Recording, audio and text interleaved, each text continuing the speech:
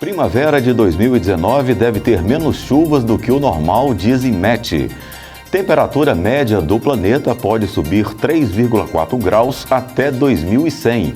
Incêndios assustam população paracatuense. Conheça o encontro entre o Rio Negro e o Rio Solimões.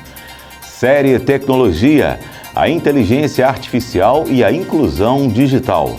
Programa tenta diminuir evasão escolar em Minas Gerais. Veja os destaques da Copa do Mundo de Vôlei Feminino, Campeonato Mundial de Skate e o Mundial de Surf. E ainda, confira os destaques da 20ª rodada do Campeonato Brasileiro. Essas e outras notícias agora no Minas Brasil Notícias.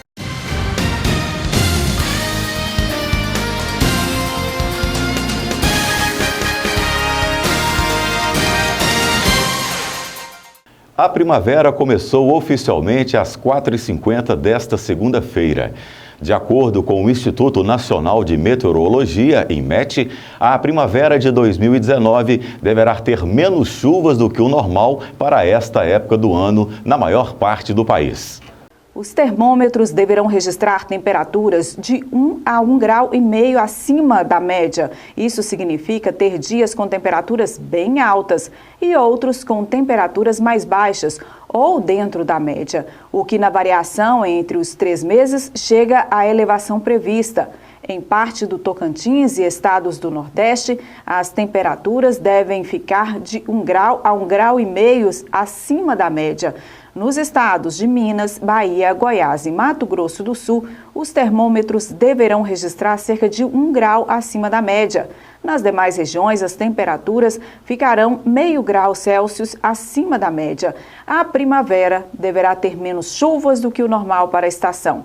A exceção são para os estados do Rio Grande do Sul e Santa Catarina, que deverão receber uma frente fria vindo da Argentina e do Paraguai, trazendo chuva para as regiões no início da estação. O fenômeno também deverá impactar nos estados do Paraná e Mato Grosso do Sul, porém com menor intensidade.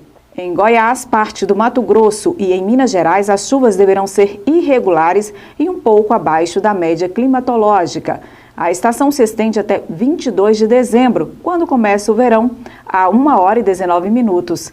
Já em São Paulo, a primavera começa com tempo nublado, com garoa durante todo o dia. Volta a fazer frio, com mínima de 14 graus. Um novo relatório da Organização das Nações Unidas aponta que a média da temperatura do planeta poderá aumentar em até 3,4 graus até o final deste século. O documento, que reúne estudos científicos da Organização Meteorológica Mundial e outros órgãos especializados, foi publicado neste domingo, um dia antes do início da cúpula sobre a ação climática em Nova York.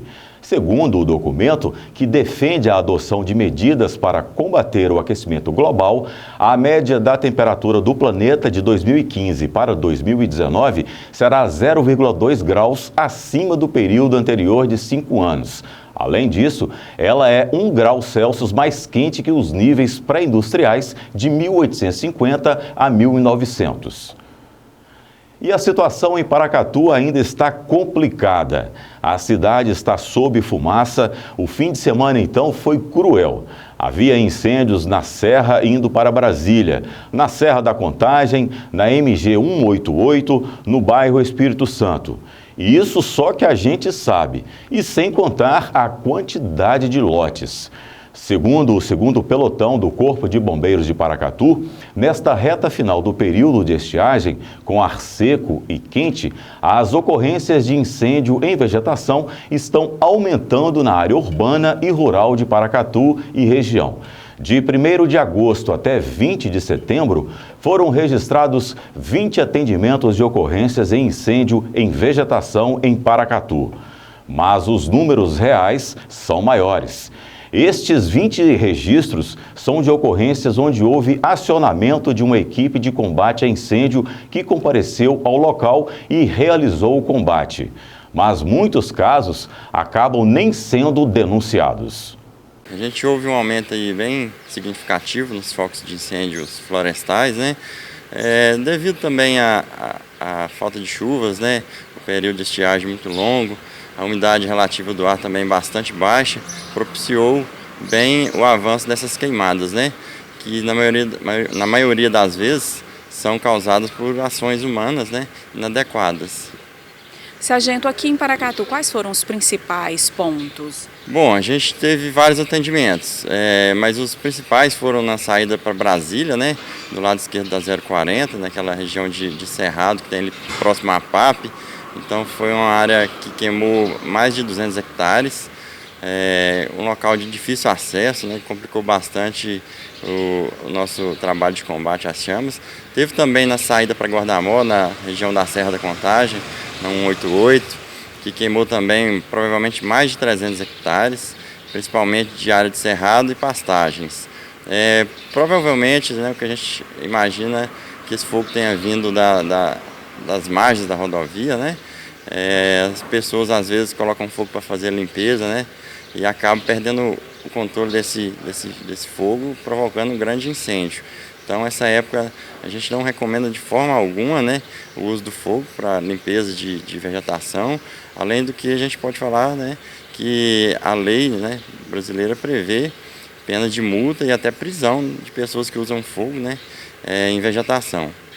É dano ambiental, dano à segurança e à saúde, né, sargento? Sim, além dos danos na fauna, na flora, né, também a gente tem danos aos bens, né, esses produtores rurais aí com perca até de maquinários, né, animais, e também a saúde, né, que o ar, além de estar bastante seco, com a presença de fumaça, prejudica ainda mais, né, quem tem problemas respiratórios, principalmente aí crianças e idosos, né.